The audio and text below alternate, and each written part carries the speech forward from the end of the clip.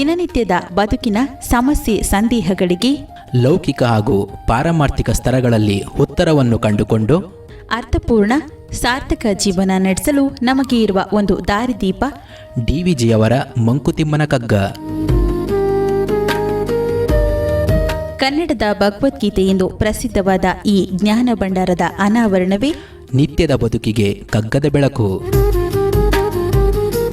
ತಪ್ಪದೇ ಕೇಳಿ, ಪ್ರತಿದಿನ ಬೆಳಗ್ಗೆ 7:15 ನಿಮ್ಮ ಜನಧ್ವನಿ ಬಾನುಲಿಯಲ್ಲಿ.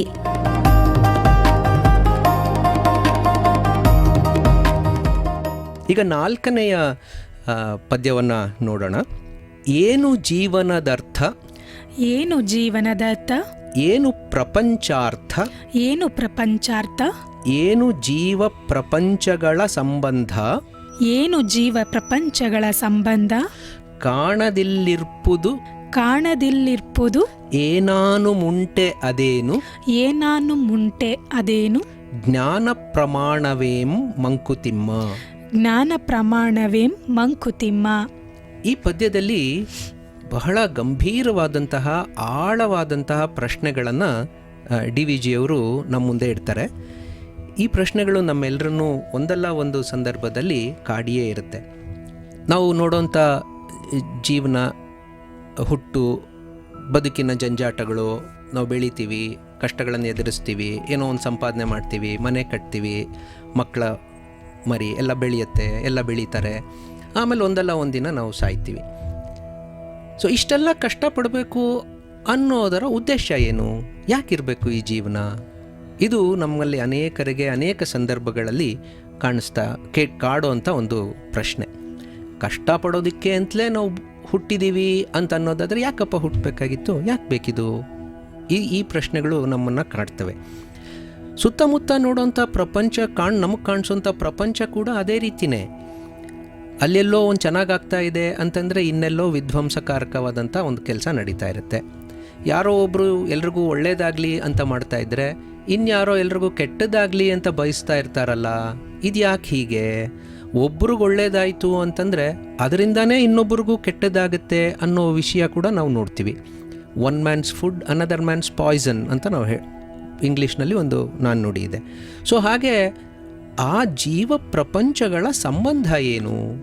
ಈ ಪ್ರಪಂಚದಲ್ಲಿ ನಾವು ನೋಡುವಂಥ ಮರ, ನದಿ, ಬೆಟ್ಟ, ಗುಡ್ಡಗಳು, ಭೂಮಿ, ಆಕಾಶ, ಮೋಡ, ಸೊ ಇವೆಲ್ಲವೂ ಒಂದು ಕಡೆ ಆದರೆ ಅದರಲ್ಲಿ ನಾವು ಜೀವನ ನಡೆಸಬೇಕು ಅನ್ನೋಂಥ ಅನಿವಾರ್ಯತೆ ನಮಗೆ ಬಂದಾಗ ಅವೆಲ್ಲವನ್ನೂ ನಾವು ಸರಿಯಾಗಿ ಹೊಂದಿಸ್ಕೊಂಡು ಜೀವನ ಮಾಡಬೇಕು ಅನ್ನೋದಾದರೆ ಆ ಸಂಬಂಧ ಚೆನ್ನಾಗಿರಬೇಕು, ಅದನ್ನು ನಾವು ಅರ್ಥ ಮಾಡ್ಕೋಬೇಕು.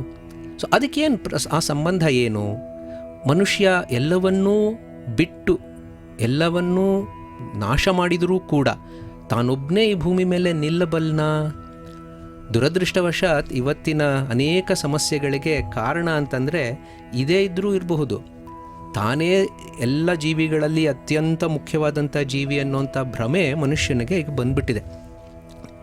ನಾನೊಬ್ಬ ಚೆನ್ನಾಗಿದ್ದರೆ ಸಾಕು, ಯಾವ್ದು ಬೇಕಾದರೂ ಏನು ಬೇಕಾದರೂ ಹಾಳಾಗೋಗಲಿ ಅಂತ. ಇದನ್ನು ಆಂಥ್ರೋಪೋಸೆಂಟ್ರಿಕ್ ವ್ಯೂ ಅಂತ ಹೇಳ್ತೀವಿ.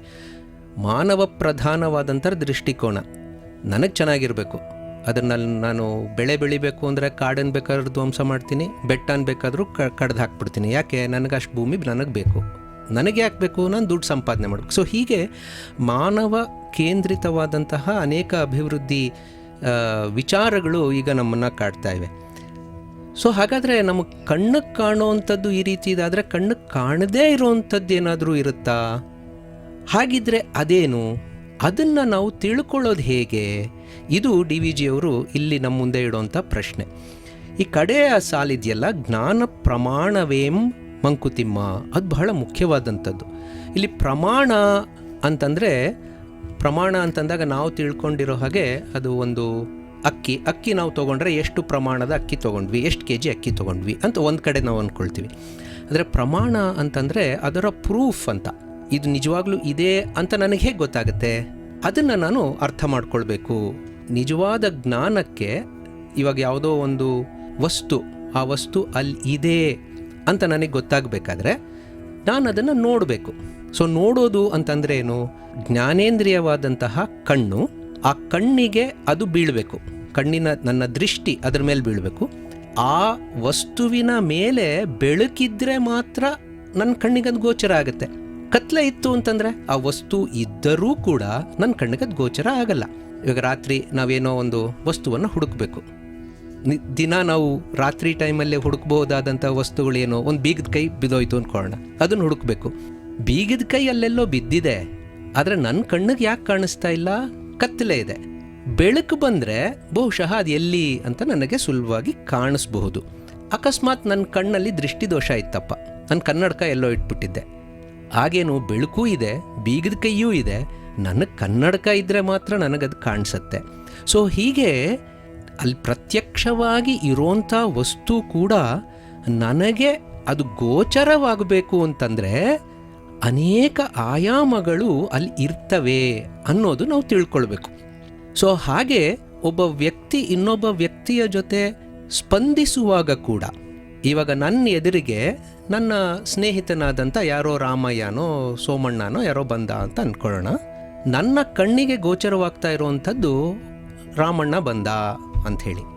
ಸೊ ನಾನು ಎದುರಿಗೆ ಕಂಡು ಬರುವಂಥ ರಾಮಣ್ಣ, ಆ ಸ್ಥೂಲಕಾಯ, ಆ ಸ್ಥೂಲವಾಗಿ ಅವನ ಶರೀರ, ಅವನ ಮುಖ ಹೀಗೆ ಅನ್ನೋದನ್ನು ನಾನು ಗುರುತು ಹಿಡಿದು ಅವನು ರಾಮಣ್ಣ ಅಂತೀನಿ. ಆದರೆ ನನ್ನ ಮನಸ್ಸಿನಲ್ಲಿ ಕೆಲವು ಪೂರ್ವಾಗ್ರಹಗಳಿರುತ್ತೆ. ಓ, ಇವನು ಹೋದ್ವಾರ ನನ್ನನ್ನು ಬೈದ್ಬಿಟ್ಟಿದ್ನಲ್ಲ ಅಂಥೇಳಿ ನನ್ನ ಮನಸ್ಸಿನಲ್ಲಿ ಅವನ ಬಗ್ಗೆ ಒಂದು ಕೋಪ ಇದೆ, ಅದು ಕಣ್ಣಿಗೆ ಕಾಣಿಸ್ತಾ ಇಲ್ಲ. ನನ್ನ ಮನಸ್ಸಿನಲ್ಲಿ ಅವನ ಬಗ್ಗೆ ಆ ನಕಾರಾತ್ಮಕವಾದಂಥ ಭಾವನೆ ಇದೆ. ಸೊ ರಾಮಣ್ಣ ಬಂದು ನನ್ನನ್ನು ಪ್ರೀತಿಯಿಂದ ಮಾತಾಡಿಸಿದ್ರು ಕೂಡ ನಾನು ಅವನಿಗೆ ಸ್ಪಂದಿಸೋಂಥ ರೀತಿ ಏನೋ ನನ್ನ ಮನಸ್ಸಿನಲ್ಲಿರೋಂಥ ಅವನ ಬಗೆಗಿನ ಭಾವನೆಯ ಬುನಾದಿಯ ಮೇಲೆ, ಅದು ಕಣ್ಣಿಗೆ ಕಾಣಿಸಲ್ಲ. ಹಾಗೆ ಯಾರಿಗೆ ಗೊತ್ತು, ರಾಮಣ್ಣ ನನ್ನ ಬಗ್ಗೆನೂ ಏನೋ ಒಂದು ಭಾವನೆ ಇಟ್ಕೊಂಡು ಬಂದಿರ್ತಾನೆ. ಸೊ ಹೀಗೆ ಸಂಬಂಧಗಳನ್ನು ನಾವು ಅರಿಸ್ತಾ ಬಿಡಿಸ್ತಾ ಹೋದಾಗ ಅದರಲ್ಲಿ ಅನೇಕ ಜಾಡುಗಳಿರುತ್ತವೆ, ಅನೇಕ ಪದರಗಳಿರುತ್ತವೆ. ಸೊ ಇದನ್ನು ಅರ್ಥ ಮಾಡ್ಕೊಳ್ಳುವಂಥದ್ದು ನಿತ್ಯ ಜೀವನಕ್ಕೆ ಬಹಳ ಮುಖ್ಯ, ಪಾರಮಾರ್ಥಿಕವಾಗಿಯೂ ಕೂಡ ಇದು ಬಹಳ ಮುಖ್ಯ. ಸೊ ಹಾಗೆ ಈ ಜೀವನದ ಅರ್ಥ, ಬದುಕು ಅನ್ನೋದರ ಅರ್ಥ ಏನು, ಅದರಲ್ಲಿ ಬರುವಂಥ ಕಷ್ಟ ಕೋಟಲೆಗಳಿಗೆ ಏನಾದರೂ ಒಂದು ಅರ್ಥ ಇದೆಯಾ, ಒಂದು ಪ್ರಯೋಜನ ಇದೆಯಾ? ನಾವು ಕಷ್ಟ ಬಂದಾಗ ದೂಷಣೆ ಮಾಡೋದುಂಟು. ಯಾರೋ ಬೇರೆಯವರು ನನಗೊಂದು ಕಷ್ಟ ಕೊಟ್ಟರು, ಅಥವಾ ದೇವ್ರು ಹಿಂಗೆ ಮಾಡಿಬಿಟ್ರು, ಅಯ್ಯೋ ನನ್ನ ಕರ್ಮ. ಸೊ ಈ ಥರ ನಕಾರಾತ್ಮಕವಾಗಿ ನಾವು ಯೋಚನೆ ಮಾಡ್ತೀವಿ. ನಿಜ, ಆ ಸಂದರ್ಭದಲ್ಲಿ ನಮಗೆ ಅನಿಸುತ್ತೆ. ಆದರೆ ಒಂದು ಅಂಶ ನಾವು ನೆನ್ಪಿಟ್ಕೊಳ್ಬೇಕಾದ್ದೇನೆಂದರೆ, ಇಡೀ ಪ್ರಕೃತಿಯಲ್ಲಿ ನಾವು ನೋಡಿದಾಗ ಕಷ್ಟ ಪಡದೇ ಹೋದರೆ ಯಾವ ಬೆಳವಣಿಗೆನೂ ಕೂಡ ಆಗಕ್ಕೆ ಸಾಧ್ಯ ಇಲ್ಲ.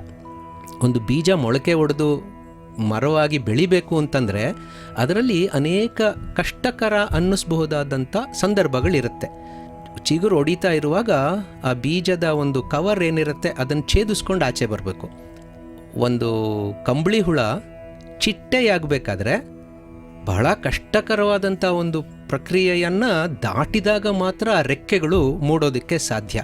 ಸೊ ಹಾಗೆ ನಮ್ಮ ಜೀವನದಲ್ಲೂ ಕೂಡ ನಮಗೆ ಬರುವಂಥ ಕಷ್ಟಗಳು ಅನೇಕ ಸರ್ತಿ ನಮ್ಮ ಸಾಮರ್ಥ್ಯವನ್ನು ಹೆಚ್ಚಿಸುವಂಥ ರೀತಿಯಲ್ಲಿ ನಮಗೆ ಸಹಕಾರಿ ಕೂಡ ಆಗಬಹುದು. ಸೊ ಹಾಗೆ ಕಣ್ಣಿಗೆ ಕಾಣುವ ಕಷ್ಟಕರ ಸನ್ನಿವೇಶಗಳು ಕಣ್ಣಿಗೆ ಕಾಣದೇ ಇರುವಂಥ ರೀತಿಯಲ್ಲಿ ಪ್ರಯೋಜನಕಾರಿ ಕೂಡ ಆಗಬಹುದು.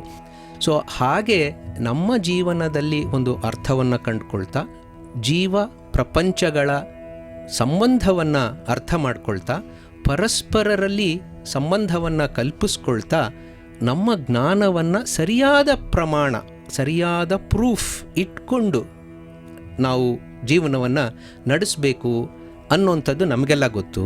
ಆದರೆ ಅದಷ್ಟು ಸುಲಭ ಗೊತ್ತಾಗಲ್ಲ. ಜ್ಞಾನ ಪ್ರಮಾಣ, ಪ್ರೂಫ್, ಖಂಡಿತ ಇದು ಹೀಗೆ ಅಂತ ಅನಿಸೋದು ಅಷ್ಟು ಸುಲಭ ಅಲ್ಲ, ಅಂತ ತಿಳ್ಕೊಳ್ಳೋದು ಅಷ್ಟು ಸುಲಭ ಅಲ್ಲ. ಸೊ ಮುಂದೆ ನಿಧಾನಕ್ಕೆ ನಾವು ಆ ಜ್ಞಾನದ ಪ್ರಮಾಣಗಳು ಯಾವ ರೀತಿಯಲ್ಲಿ ಗೋಚರವಾಗುತ್ತೆ ಅನ್ನೋದನ್ನು ನೋಡ್ತಾ ಹೋಗ್ತೀವಿ.